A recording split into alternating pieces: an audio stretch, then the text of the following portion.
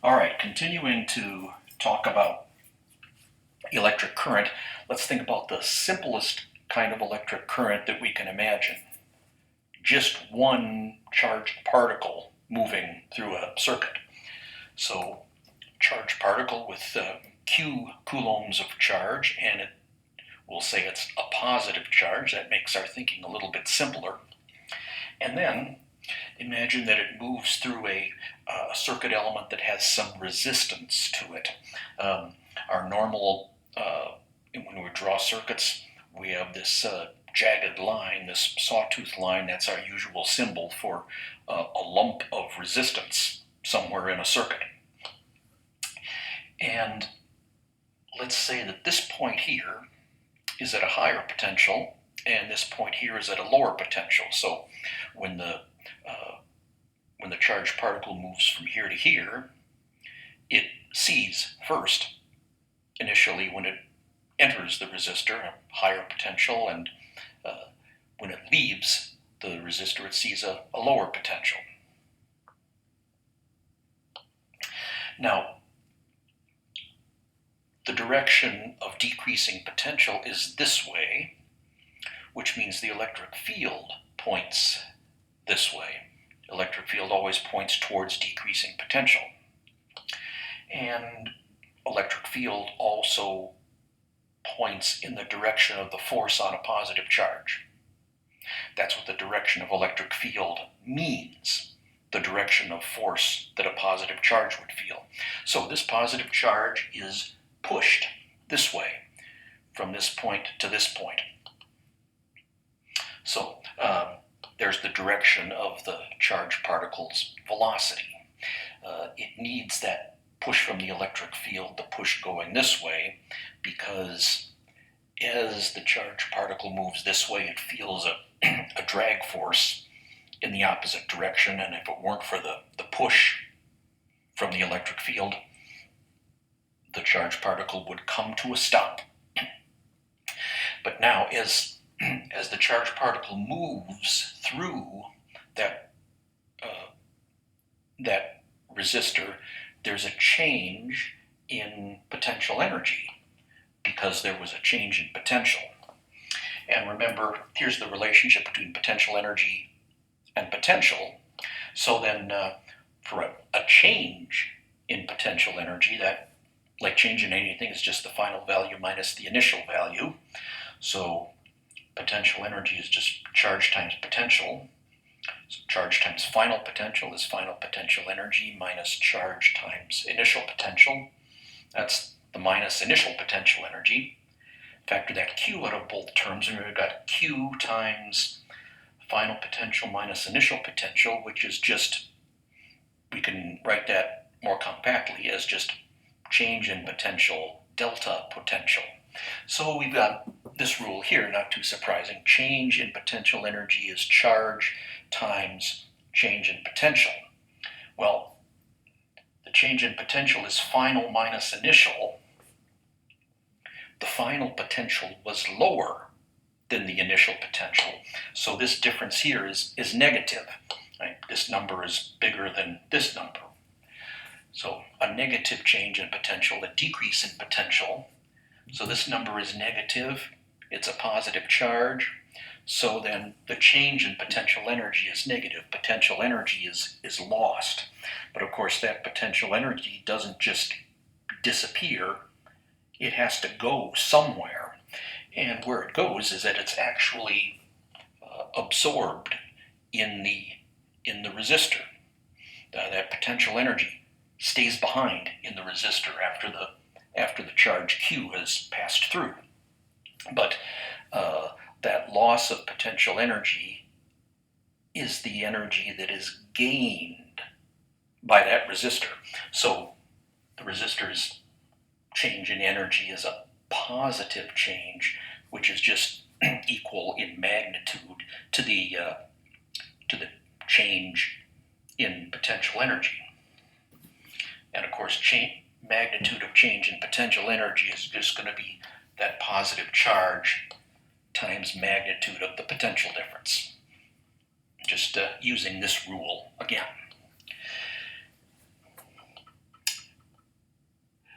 we think about power sometimes. Power is the rate at which energy is given to something, or the rate at which energy is taken from something. So in this case, power in the resistor, the rate at which the resistor receives energy from that charged particle passing through, is just the amount of energy it gains divided by the length of time it took to gain that energy. But of course, how much time is this? This is just the time it took for the charged particle to make it all the way from V initial to the V final point. The amount of time it took for the charged particle to make it all the way through the resistor. So just take this.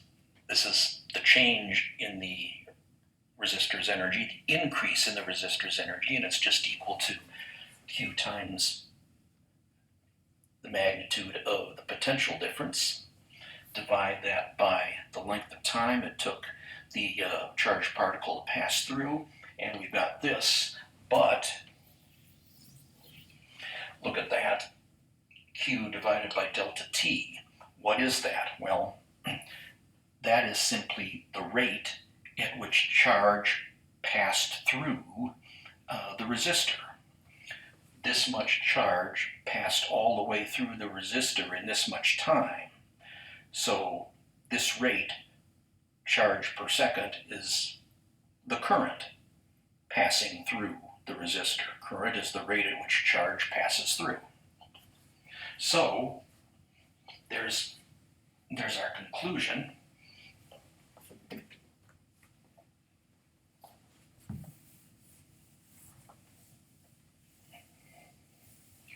Power, right, the rate at which energy is, how much energy something gets in the amount of time it took. Power is just the current passing through the thing that gained the energy times the magnitude of the potential difference between the two ends of that thing that had this current passing through. There are other ways we could write this power rule. We use Ohm's law.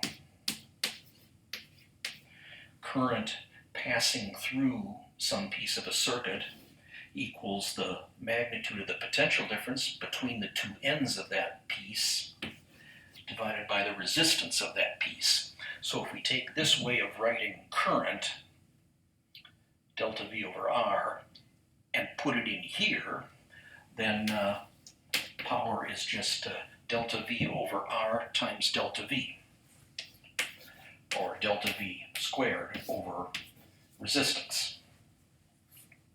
And then there's a third way. A third way we can write a power relationship.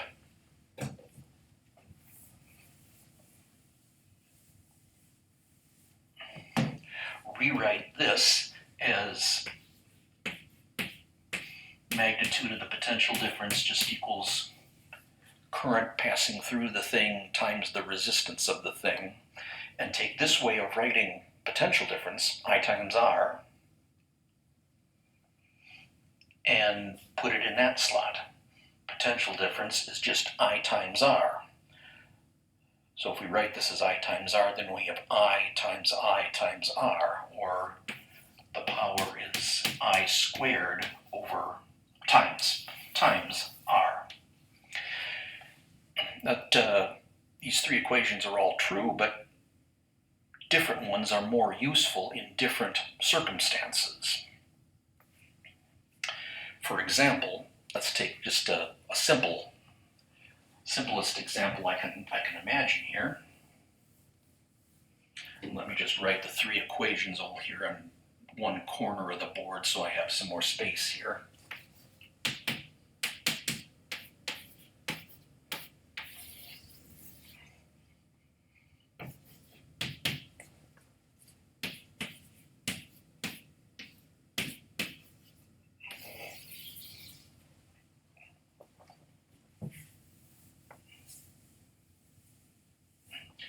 let's just imagine some current passing through two circuit elements that have different amounts of resistance. So the resistance of that thing is R1, the resistance of that thing is R2, and we'll say R1 is greater than R2. And the current is flowing this way, first through R1, then through R2.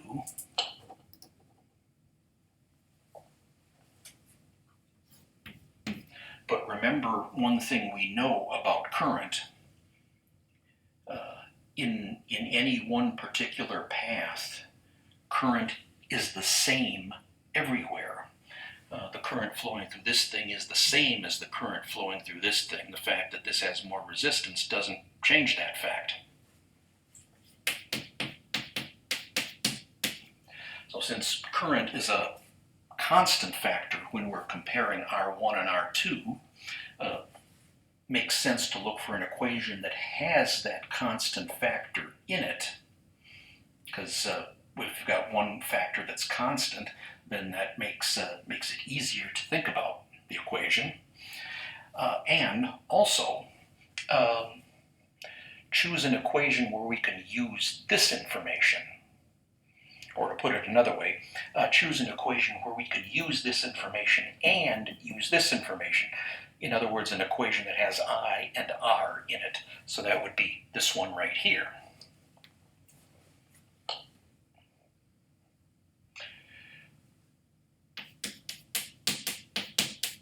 Current through thing 1 equals current through thing 2 implies that that is a constant. So power equals constant times resistance. There's a direct proportionality relationship between power and resistance.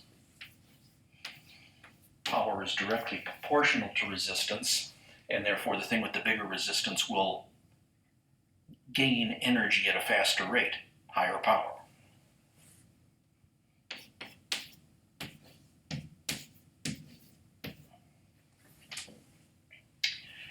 Now let's look at take these same two resistors and hook them up a little bit differently, and as a result we'll get a different result for the power.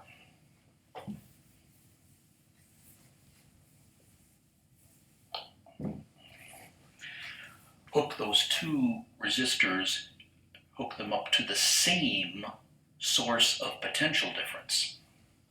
So take one battery or one wall socket, and resistor 1 is connected to it, and also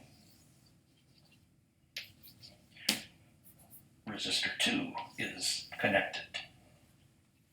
So as a result, the potential difference between the two ends of R1 is going to be the same as the potential difference between the two ends of R2. So the current through I1, which we always pretend is positive current, so it's always going to feel a force that pushes in the direction of electric field. And electric field always points from high towards low, so the current is pushed this way, and likewise current 2 flows that way. We'll say that the potential difference between the two ends of the battery, or the two holes in the wall socket, is just magnitude of that potential difference is just absolute value of delta V. Now, it turns out that in this arrangement, the potential difference between the two ends of R1 is the same as the potential difference between the two ends of R2, and that's just the same as the potential difference between the two poles of the battery. How do we know that? Well, we know that because of the so-called ideal wire approximation. You read about that. We assume that all the wire in this circuit is ideal. Ideal meaning no resistance. In other words, the only resistance in this circuit is lumped into those circuit elements there. No resistance in the wire, no resistance in the battery. But what happens when we assume no resistance in any piece of wire?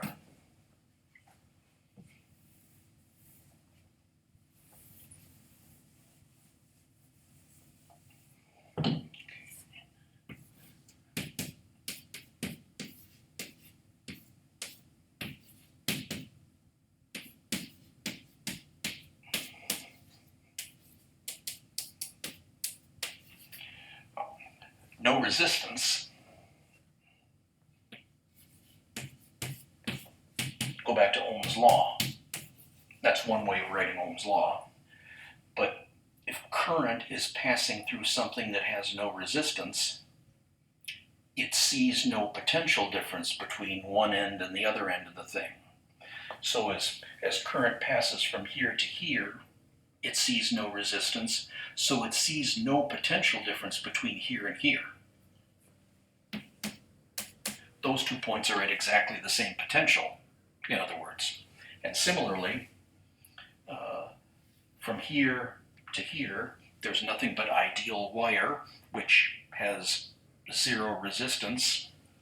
Zero resistance means no potential difference between one end and the other end of that ideal wire. So whatever the potential is at that point is exactly the same as the potential at that point.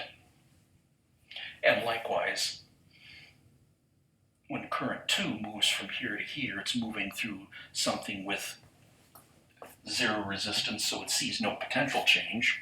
The potential here is exactly the same as it is here. And when R2 heads back towards the battery, towards the low potential side of the battery, the potential that it sees here is exactly the same as the potential that it sees here, because this is connected by nothing but ideal wire with no resistance, and when there's no resistance, there's no potential difference. So in other words, those 3 points are all at the same potential. Those 3 points are all at the same potential. So the difference between this potential and this potential is the same as the difference between this and this potential, and the same between this and this potential.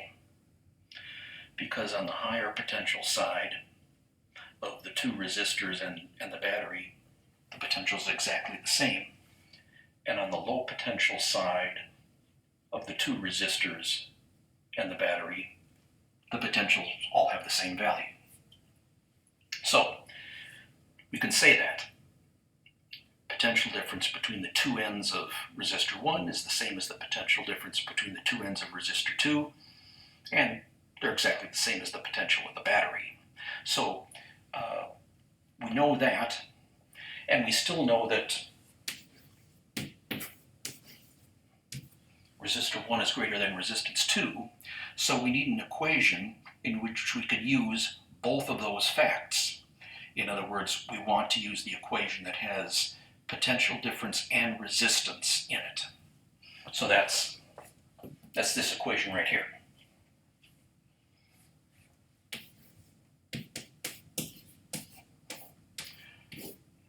Power is potential difference squared divided by resistance, but this number is constant when we're comparing R1 and R2. This number is the same whether we're looking at R1 or R2.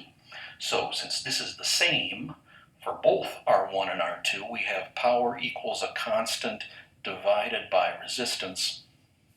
That means inverse proportionality between power and resistance.